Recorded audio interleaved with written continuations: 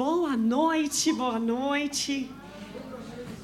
Que alegria estar aqui com vocês.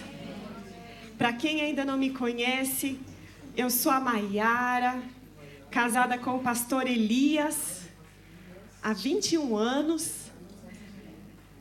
Mãe da Mel, também tem 19 anos. E estamos pastoreando uma igreja em Heinsberg, na Alemanha. O Senhor nos chamou para essa missão.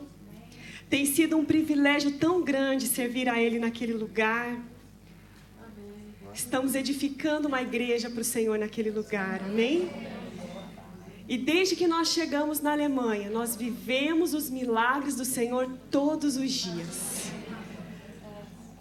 Ainda estamos aprendendo o alemão. E eu já falei para uma irmã aí que nós vamos lembrar desse dia que eu ainda vou pregar em alemão. Amém? Amém? Glória a Deus. Como os alemães precisam de Jesus. Amém? Queridas, o tema dessa conferência é Mulheres Forjadas. E eu quero ler com você uma passagem de Malaquias 3.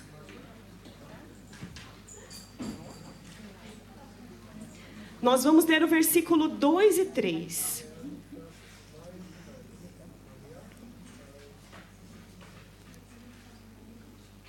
Eu acho que hoje já não precisava, nem precisava mais de pregação. A presença do Senhor já foi tão forte nesse lugar. Mas sim, eu creio que o Senhor ainda tem algo para os nossos corações, amém? Diz assim a palavra do Senhor, o versículo 2. Mas quem suportará o dia da sua vinda? Quem ficará de pé quando ele aparecer? Pois ele será como fogo do ourives e como o sabão dos lavandeiros. O verso 3. Ele se sentará como um refinador e purificador de prata, e purificará os levitas e os refinará como ouro e como prata. Assim trarão ao Senhor ofertas com justiça. Amém? Glória a Deus. Você sabe o que faz um ourives? Um ourives, ele cria joias preciosas. Ele conserta joias também. E sabe, a minha filha, Mel, de 19 anos, está namorando. É o primeiro namoradinho que ela tem, um homem de Deus. Nós estamos empolgados. Alguns aqui já conhecem. E ela ganhou um anel, uma joia. E aí o namorado dela não mora na Alemanha. E aí as medidas, as unidades de medida são diferentes de um país para o outro. Aí ele pediu o tamanho do anel e tal. E aí quando ela ganhou o anel que foi colocar, ficou grande. E aí ela vai, a gente ali correndo para ajudar ela, precisar ajustar aquele anel. Fomos numa joalheria e aí um ourives analisou o anel. E aí passou ali as informações e tal. Mas olha só, o ponto que eu quero chegar com isso é que se fosse uma bijuteria, ele ia falar assim, esquece isso aqui, deixa isso para lá, não vale a pena. Não tem conserto isso aqui. Mas era uma joia. E aí ele analisou, enfim. E por que eu estou falando isso? Nós somos como joias preciosas para o Senhor. Amém? Você crê nisso? Amém. O Senhor sonhou com você, Ele planejou você. E nós, nas mãos do Senhor, somos como essa joia preciosa. Deus nos enxerga assim. Mas, às vezes, nós precisamos de alguns ajustes, não é verdade? Ou será que é só lá na Alemanha que as pessoas precisam de uns ajustes? E você sabe o que é preciso para ajustar uma joia?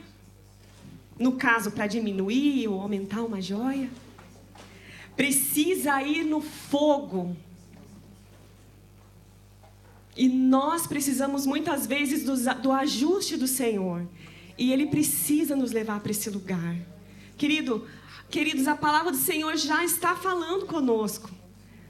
Esse é o lugar de nós sermos moldados, forjados pelo Senhor. Talvez o nome para o ouro não seja forja, seja um pouquinho diferente, mas o processo é o mesmo. Quando nós somos colocados no fogo, nós ali passamos por um processo. E eu não vou dar spoiler, porque eu quero contar algo para vocês. Um grupo de estudo americano, um estudo bíblico americano, eles estavam estudando esse versículo que nós lemos, que fala sobre o ourives e fala sobre o ouro ser refinado. E aí eles decidiram marcar um horário, marcar um termin. Não é assim, Patrick, que diz? Na Alemanha. Marcaram um termin no ourives para entender um pouquinho mais sobre esse versículo. E chegando lá, o ourives foi explicar como que funciona esse trabalho. Então ele disse assim, olha, primeiro eu preciso colocar essa peça no meio do fogo, pois é no fogo que eu tiro as impurezas e deixo essa peça ainda mais valiosa. Pega esse mistério aí. E ele disse ainda, eu preciso trabalhar sentado. Assim eu não tiro os olhos da peça, para não passar do ponto. E aí aquele grupo de estudo falou assim, mas tem um ponto certo, né? E qual é esse ponto? E pela primeira vez, o ourives rapidamente tira os olhos da peça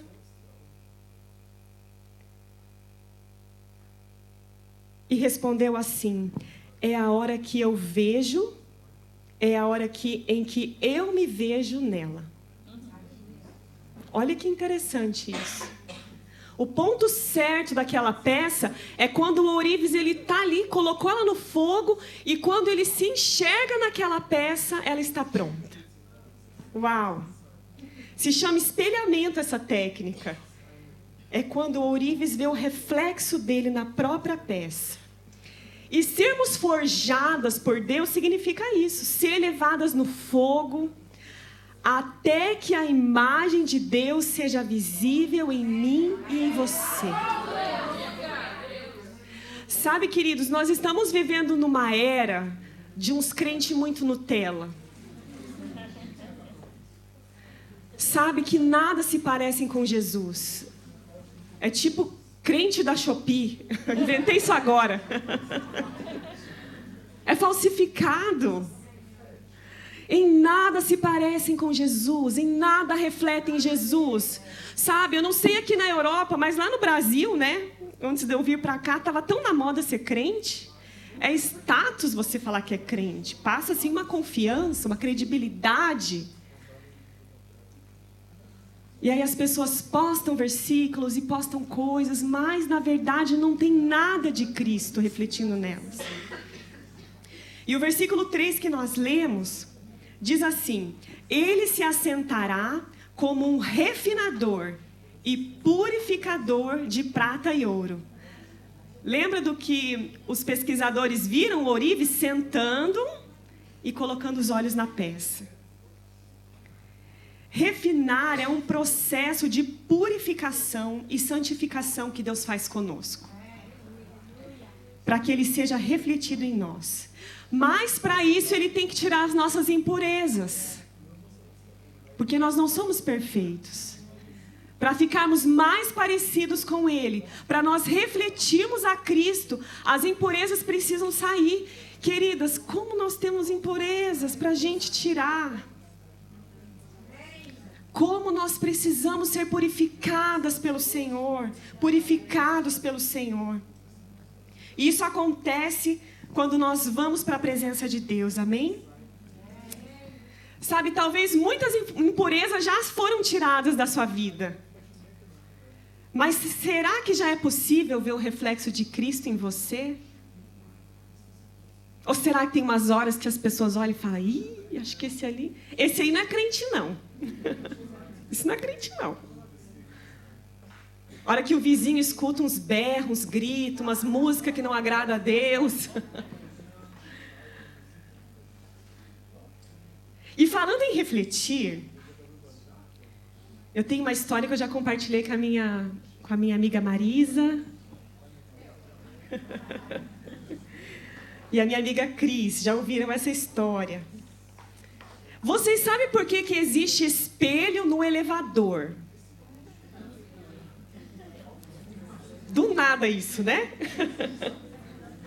Alguém sabe por que tem espelho no elevador? E eu vou te contar por quê. As pessoas começaram a reclamar que o elevador demorava demais. Cada vez eles foram fazendo prédios mais altos, e aí era meio chato ficar lá naquela caixinha quadrada, né? E aí demorava até chegar no... Eu trabalhei num prédio que era o 25º andar. Pensa se o elevador, né? E ao invés das empresas investirem milhões para deixar o elevador mais rápido, os engenheiros colocaram espelhos no elevador. E sabe o que aconteceu? As pessoas começaram a olhar o seu reflexo no espelho. Eu não sei você, mas é impossível você chegar no elevador e você não olhar sua roupa, não dar uma olhada se o cabelo não está arrepiado, se não tem batom no dente. Dá até uma coceirinha, assim, é espontâneo. A gente entra no elevador e a gente já começa a olhar para nós. Não é assim? E aí as pessoas começaram a olhar o seu espelho, se olhar no espelho, ajeitar o cabelo, arrumar a roupa, e o tempo pareceu passar mais rápido. Eles mudaram a forma das pessoas perceberem o tempo. Mas a pergunta que eu faço para você, eles resolveram esse problema de fato? Ou eles só distraíram as pessoas? Eles distraíram a gente. Nós somos enganados. E sabe, o inimigo ele quer nos distrair. Dessa mesma forma. Isso é pra gente acordar.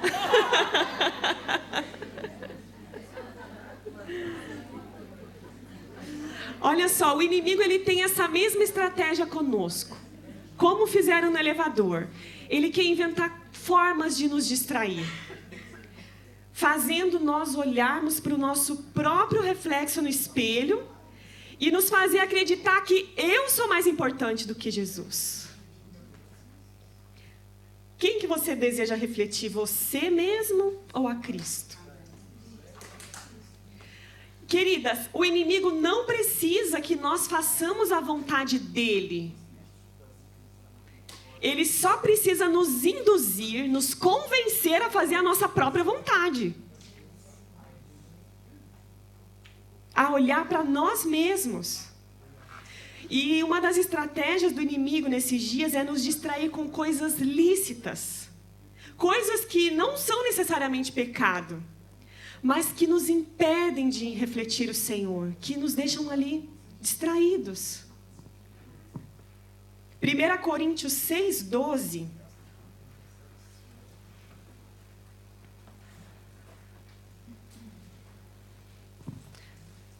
Diz assim: tudo me é permitido, mas nem tudo me convém. Você é permitido a fazer o que você quiser, mas nem tudo convém. E essa nossa nova era de estar tão conectadas, antenadas. Vocês já perceberam que se a gente fica um pouquinho longe do celular, parece que você ficou para trás. Parece que você está ultrapassada, está faltando alguma coisa.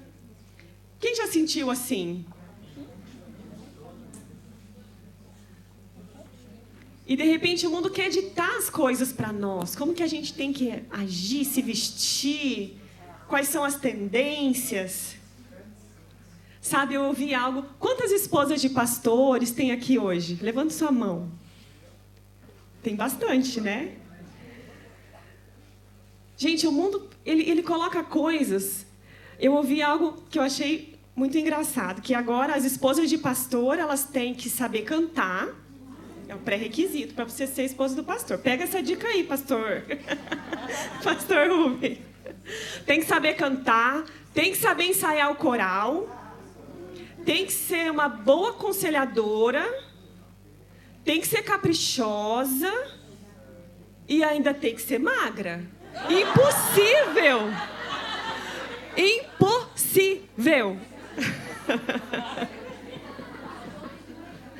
Mas não tem uma lista que nós temos que ser mulheres de Deus, íntegras, irrepreensíveis. Essa lista não tem. Porque hoje o cristianismo está se tornando algo superficial para algumas pessoas. É só de aparência. É sobre o que você pode mostrar. E bombardeado, agora voltando um pouquinho, bombardeado com tantas informações que nem sempre são necessárias. Gente, às vezes eu me pego vendo uma receita de uma comida do Brasil, de um ingrediente que aqui nem tem. Pra que isso? A gente fica perdendo tempo, não é assim? Sabe, a gente fica com a mente tão bombardeada de informações que a nossa capacidade de ouvir a Deus está ficando atrofiada. Isso é muito sério. Porque quando a gente está se distraindo com essas coisas, o nosso corpo, ele quer um hormônio, ele quer dopamina, ele quer fazer a gente ter uma sensação de bem-estar. E aí parece que falar com Deus, a gente fica atrofiado. Buscar a presença de Deus se torna desinteressante. Sabe, queridos, eu lembro que quando eu era mais nova, eu ia em vigílias e nós virávamos à noite orando. E recentemente a gente ouve as pessoas também falar isso. Parece que você ora um pouco e você já se sente cansada, desgastada. Porque o nosso cérebro está ficando treinado para ter estímulos de coisas. Isso é uma estratégia maligna para nos fazer orar menos. E nós não estamos percebendo isso. Estamos sendo enganados, como aquele espelho no elevador. De repente, agora está tudo bem, resolveram. E você nem vai perceber o tempo passar. Mas o fato é que quando nós desviamos o nosso olhar dele por um instante, nós o perdemos. E quantos instantes a gente está perdendo? Quantos instantes nós estamos perdendo? A Bíblia diz que nós precisamos ser imagem e semelhança do nosso Deus. Nós somos imagem e semelhança do nosso Deus. Precisamos estar nesse lugar. Amém? O Senhor deseja restaurar nossa percepção espiritual. Nós estamos perdendo isso, essa percepção espiritual, com tantas distrações na nossa mente. Precisamos voltar a ser sensíveis espiritualmente e termos o discernimento de quem Deus é. Amém? Não precisa você abrir Gálatas 5, 16 e 17, eu só quero citar essa passagem. Diz assim: vivam pelo Espírito e de modo nenhum satisfarão os desejos da carne. Porque a carne deseja o que é contra o Espírito e o Espírito o que é contra a carne. Eles estão em conflito um com o outro. De modo que vocês não fazem o que desejam. A gente às vezes coloca metas, planos. Eu vou estudar mais alemão, eu vou fazer isso, vou ler mais a Bíblia, vou orar mais. Mas a nossa carne não quer, ela quer ficar na internet, ela quer comer bastante, ela quer descansar, quer viajar. Outro dia uma irmã falou para mim assim: pastora, se eu vou ficar vários domingos sem vir na igreja, que eu conversei lá em casa e a gente vai viajar nos domingos. Porque eu trabalho de segunda a sexta e final de semana é o único dia que eu tenho para viajar. Então eu não vou poder vir na igreja. Simples assim. Por quê? Porque nós estamos sendo levados a colocar eu em primeiro lugar. Minha vontade, meu desejo, os meus interesses.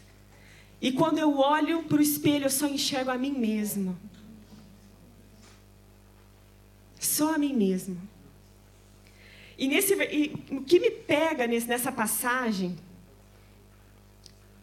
vivam pelo Espírito e de modo nenhum satisfarão os desejos da carne. De modo nenhum pega para mim. de modo nenhum satisfarão os desejos da carne. E como a gente cede o tempo inteiro para a nossa carne? Mas aqui diz de modo nenhum. É eu olhar para o meu reflexo no espelho e dizer, não sou mais eu quem vive, mas Cristo vive em mim. Eu preciso renunciar a esses desejos. Sabe, a nossa igreja fez um propósito de 3 semanas de jejum. Foi muito legal. Até os alemães jejuaram, gente. Fizemos uma semana de carne, uma semana de trigo, uma semana de açúcar. E foi tão incrível assim, os testemunhos que nós ouvimos. Mas o jejum ela é uma forma extraordinária de você dizer para a sua carne, não é você que manda em mim. Você não me domina. Cristo vive em mim. Né? Sabe quando dá aquela vontade de comer um doce, você fala, eu não vou comer. Porque essa semana eu tirei para fazer a vontade de Deus. Amém? E eu quero encorajar você a jejuar. Isso é uma forma de nós nos quebrantarmos e estarmos mais perto de Deus. Enxergarmos mais a Ele do que a nós mesmos. Amém? No ano passado eu fiz um jejum de compras. Recomendo, gente. Então, a regra era, eu podia ir no mercado, fazia tudo que era do mercado. Estava liberado. Mas blusinha, sapato, calça, maquiagem, brinco, não. Não comprava. Até porque eu não estava precisando. Porque a gente... Olha, se você não sabe disso, eu vou te contar uma coisa. Você não está precisando de mais uma blusinha. Com certeza, você não está. Mas a gente sempre acha que está precisando de uma calça. Aí a nossa desculpa agora é, eu engordei. Preciso comprar mais uma calça nova. Você já tem uma que serve? Então tá bom. Mas para a gente ter essa mentalidade, a gente precisa ir para outro nível. Sabe, de falar para Deus, não interessa a minha vontade, não interessa se de repente a minha imagem não está assim tão do jeito que eu gostaria que fosse. Porque o que importa é as pessoas enxergarem Cristo em mim. O que adianta, queridos, as pessoas enxergarem você chique, com a sua bolsa de grife? Quer que eu te conte uma coisa? Amanhã ninguém nem vai lembrar que cor que era a sua bolsa. Mas a gente não está se importando de pessoas passarem na nossa vida e não verem Cristo em nós. E sabe, nós nunca vamos estar satisfeitos com essas coisas, porque somente o Senhor pode preencher esse lugar no nosso coração. Amém? Deixem que o Espírito de Deus guie a sua vida. Gálatas 2:20 também, eu vou só citar, diz assim, eu estou crucificado com Cristo. Olha o que diz esse versículo. Eu estou crucificado com Cristo. Assim, não sou eu quem vive, mas Cristo vive em mim. É profundo isso. Nós vivemos algo baseado no que Deus tem para nós e não na nossa vontade. E essa passagem, essa eu quero encorajar você a abrir. Filipenses 3, eu arrisco dizer que é uma das passagens que eu mais amo na Bíblia. Aqui o apóstolo Paulo, ele entendeu tudo. Filipenses 3, nós vamos ler do 7 ao 9.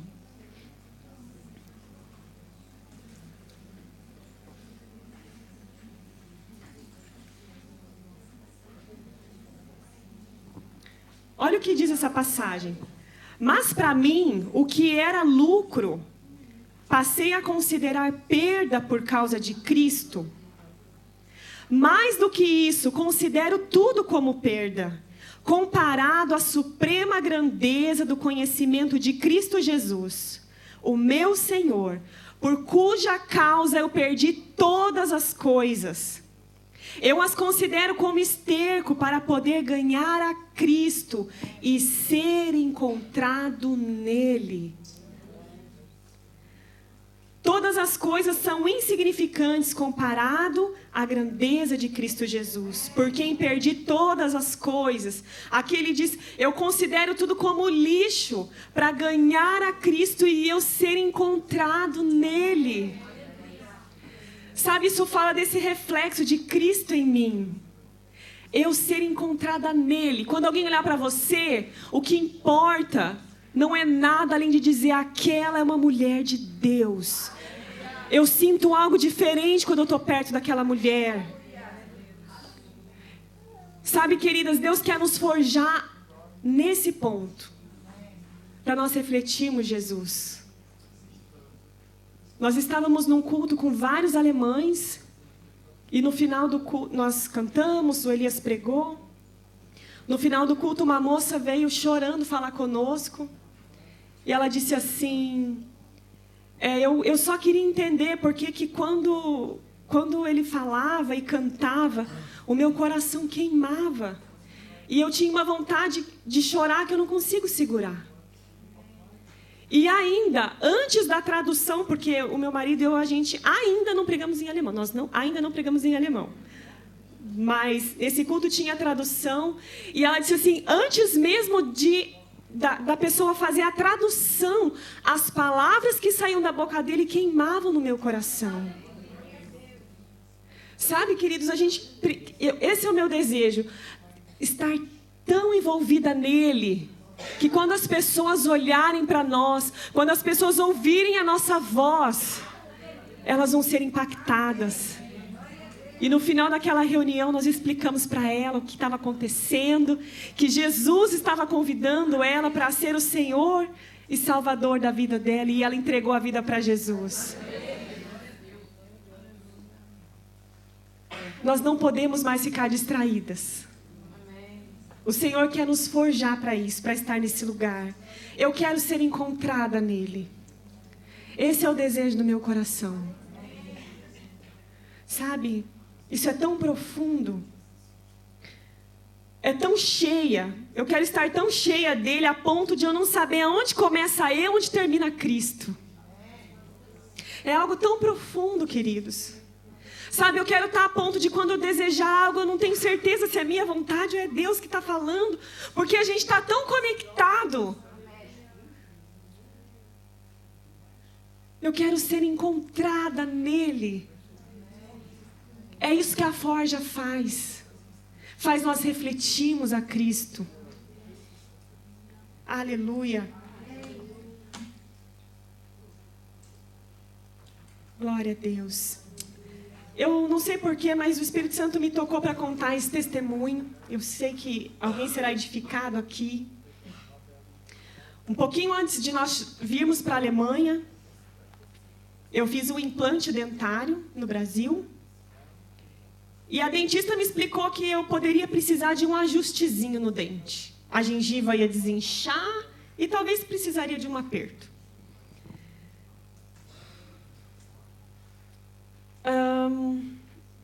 3 meses depois que nós chegamos aqui, eu comecei a sentir o dente afrouxar. Isso me incomodava muito. Pensa, um dente mole, você vai comer uma carne, você vai conversar e o negócio fica... E para você fazer um dente aqui lá na Alemanha é caríssimo. Eu não tinha condições para isso. Mas quando nós chegamos aqui, num tempo de oração, Deus falou assim para minha família: eu vou dar para vocês tudo que for necessidade, tudo que vocês precisarem, eu vou suprir na vida de vocês. E eu falei, eu creio, Jesus. Não tô falando, isso, sabe, não é luxo, não é necessidade. O que você precisar, eu vou suprir. Deus falou isso para nós. E aí eu orava e falava assim: Deus, eu estou precisando do teu milagre aqui, porque eu não tenho, não sei o que fazer aqui para arrumar esse dente. E eu fui num outro dentista. Ele falou assim para mim: olha, não tem o que fazer aqui. Você vai ter que voltar para o Brasil, porque os implantes aqui da Alemanha é outro pino, outro parafuso, tudo diferente. Aqui não existe esse implante que você tem. Ou vai ter que fazer um do zero. Nenhuma possibilidade eu tinha. Nem dinheiro para ir para o Brasil e muito menos para fazer um implante do zero. E aí ele me desenganou meu caso. E aí eu lembrei do que o Senhor falou. Falei, Senhor, o Senhor falou que ia dar tudo o que a gente precisasse. E eu estou muito incomodada com esse dente quase caindo. E aí achei um contato de um outro dentista, inclusive perto ali da nossa casa. Falei, vou lá. Né? Orei e fui. Né? Mas eu fui crendo mesmo na palavra que o Senhor tinha dito. Falei, eu não tenho o que fazer, eu não tenho nada a perder. O não eu já tive. Né? Eu fui lá no dentista. E quando eu entrei na sala... Gente, antes de eu entrar na sala, eu estava nervosa. Porque eu ficava assim... Como que eu vou explicar para ele isso em alemão? Que eu fiz um implante no Brasil. Eu nem sei falar implante em alemão, né? E aí o meu dente ficou frouxo e tal. Escrevi algumas palavras ali no celular. E eu confesso que eu estava tremendo de nervosa. Porque eu precisava resolver aquilo. E aí, quando eu entrei na sala, o doutor perguntou assim para mim, qual idioma você fala? Ele perguntou em alemão, né? Daí eu falei para ele, ich spreche em português, eu falo português. Ele disse assim, eu também. Presta atenção nesse testemunho. Jesus estava lá naquela sala, daquele consultório.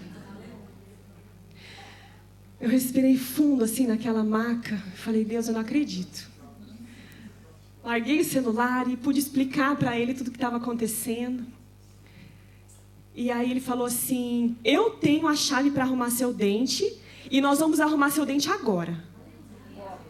Gente, quem é da Alemanha sabe que não existe isso assim, você vai no dentista e ele arruma o teu dente na hora. Você tem que marcar um horário, aí ele vai olhar, daí ele vai passar um orçamento, daí uns 3 meses depois você volta. Ele falou, nós vamos arrumar o seu dente agora. Queridas, não levou 2 minutos e ele apertou meu dente. A primeira chave que ele tinha, ele apertou meu dente.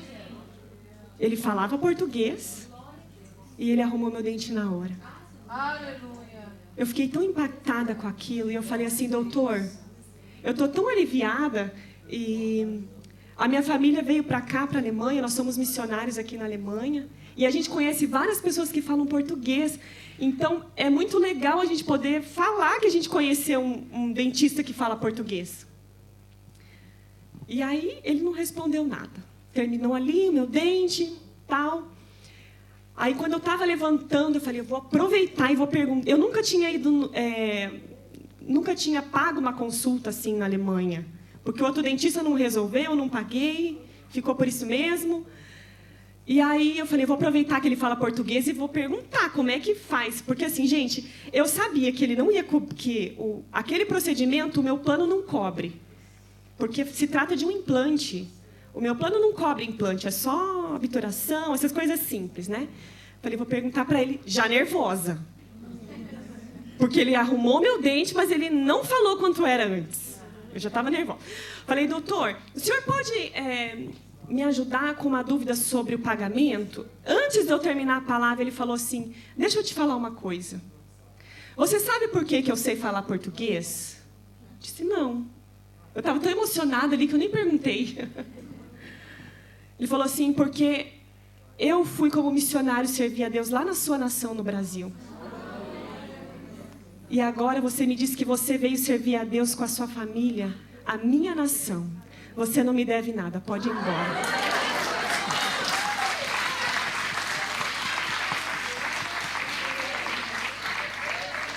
Eu saí chorando naquele corredor, porque não tinha como não ver Jesus naquela sala.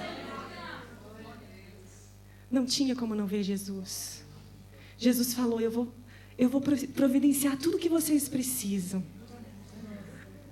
Mas Ele faz de um jeito tão especial para a gente ter certeza que é Ele que está lá. Não tem como ser uma coincidência.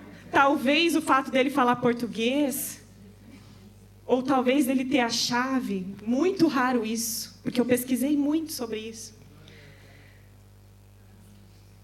Sabe, Deus deseja que nós sejamos dependentes dEle. Ele quer ser o nosso amigo íntimo, nosso conselheiro, nosso pai. Sabe, porque Ele é suficiente para nós. Ele é tudo que eu preciso. Quanto mais nós nos rendemos ao Senhor, mais Ele se revela a nós. A ponto de nós não vivemos mais por nós mesmos, mas vivemos por Ele. Sabe, Deus, Ele quer levar a gente a um lugar de experimentarmos coisas extraordinárias. E isso começa com a nossa renúncia. Sabe, queridas, às vezes o tamanho do nosso milagre é proporcional à nossa renúncia. Algo que você fala, eu vou fazer algo radical. Eu quero me entregar para o Senhor. Eu quero renunciar às minhas vontades. Eu quero fazer algo que chame a atenção de Deus. Ele vai responder à altura, queridos. Não tem como não ver Jesus. Não tem. Sabe, eu podia passar a noite aqui contando testemunho para vocês. Cada vez que a gente se encontra, eu conto algumas histórias. Mas é tão lindo o que Jesus está fazendo na nossa casa. A minha filha está vivendo num processo de ser esticada na fé. Ela colocou algumas metas no coração e, de repente, as coisas não aconteceram como ela queria. E é o momento... E eu falei assim, filha, a mãe não está preocupada. Eu sei que... Outro dia eu peguei ela chorando no quarto. Falei, lembra do que Deus fez na nossa vida quando trouxe a gente do Brasil para cá? Que nós vendemos todas as nossas coisas antes de ter o visto, porque a gente cria que o visto ia dar certo. Lembra que a gente dava o passo e Deus ia colocando o chão? Falei para ela, a mãe não está preocupada com essa tua situação aí. Desculpa eu não ficar falando toda hora, filha, ficar te alisando. Sabe, porque eu sei que Deus está gerando um testemunho em você através disso. Nosso Deus é fiel, queridas, Ele não muda. E eu quero terminar falando sobre a história de Jó. Só quero citar essa parte. Você lembra que Jó perdeu tudo que ele tinha? Os seus bens, os seus filhos morreram. Vocês lembram disso? Perdeu a saúde. Jó passou pelo fogo do ourives. Eu não tenho dúvida. Ele foi passado pelo fogo. O diabo ali dizendo, ele vai te negar, ele vai desistir de você. Mas no final do capítulo 42, tem uma frase de Jó que ele diz assim ao Senhor: antes eu te conhecia só de ouvir falar, mas agora os meus olhos te veem. Sabe, esse processo que Jó passou, que realmente foi um processo de sofrimento, fez com que ele falasse assim, Senhor, antes eu te conhecia de ouvir falar. E Jó ele tinha um coração fiel ao Senhor, mesmo assim. Mas o processo da forja fez Jó falar assim, agora eu te conheço com os meus próprios olhos. Eu te vejo com os meus olhos. Olha o que a provação na vida de Jó fez. E eu quero terminar falando algo. Sabe, esse é o exato momento em que o reflexo de Deus é projetado em Jó. Quando eu leio essa passagem, é como se eu visse Jó se olhando no espelho. E ao invés de ele ver a si mesmo, ele enxerga o Senhor. Tudo que ele passou fez com que ele fosse transformado e começasse a refletir ao Senhor. Agora os meus olhos te veem. Antes eu te conhecia só de ouvir falar, mas agora os meus olhos te veem. Queridas, quero convidar você para ficar de pé no seu lugar.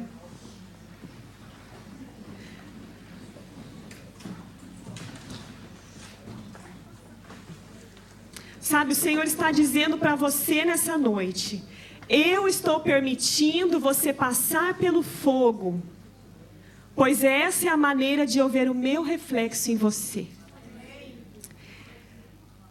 E tem algumas mulheres aqui, o Senhor vai falar com você. Presta atenção nisso. Que o Senhor escolheu essa noite para dizer assim para você, eu estou te vendo, eu estou vendo o seu reflexo em mim. Eu já estou vendo o meu reflexo na sua vida. Talvez você passou por coisas muito difíceis nesses últimos tempos. Coisas que só você e o Senhor sabem. Lutas. talvez enfermidades. E o Senhor está falando para algumas pessoas aqui nessa noite: eu estou vendo o meu reflexo em você. Eu estou vendo o meu reflexo em você. São palavras de aprovação do Senhor. E eu também quero dizer que talvez você esteja nesse lugar: puxa, Senhor, eu gostaria de ouvir isso. Eu quero que o Senhor aprove a minha vida. Eu quero que as pessoas vejam Cristo em mim. Eu quero ser encontrada nele. Eu quero convidar você a fechar os teus olhos. A gente vai fazer uma oração. Amém? Pai, nós somos tão gratos, Senhor, pela Tua palavra viva que se renova, Senhor. Obrigada, Jesus, porque somos encorajados a sermos parecidos com Cristo a cada dia, Senhor. Pai, obrigada, Senhor, por esse encontro de mulheres, Senhor, onde nós recebemos essas palavras, que somos forjadas, transformadas, refinadas, Senhor, para que possamos parecer com Cristo a cada dia. Pai, no nome de Jesus, eu oro, Senhor, eis-nos aqui, Pai. Eis-nos aqui, Jesus. Oh Deus, esse é o nosso desejo, Pai. Queremos ser transformadas. Queremos ser refinadas, aprovadas por Ti, Senhor. Esse é o desejo do nosso coração, Pai. Encontre em nós, Senhor, corações dispostos nessa noite. Em nome de Jesus, em nome de Jesus. Em nome de Jesus, eu quero queimar por Ti, Jesus. Eu quero viver para Ti, Jesus. Oh Deus, como esse mundo precisa de respostas. Nós somos a resposta para essa geração perdida. Nós queremos refletir, Jesus. Aleluias, aleluias. Obrigada, Jesus, por essa palavra.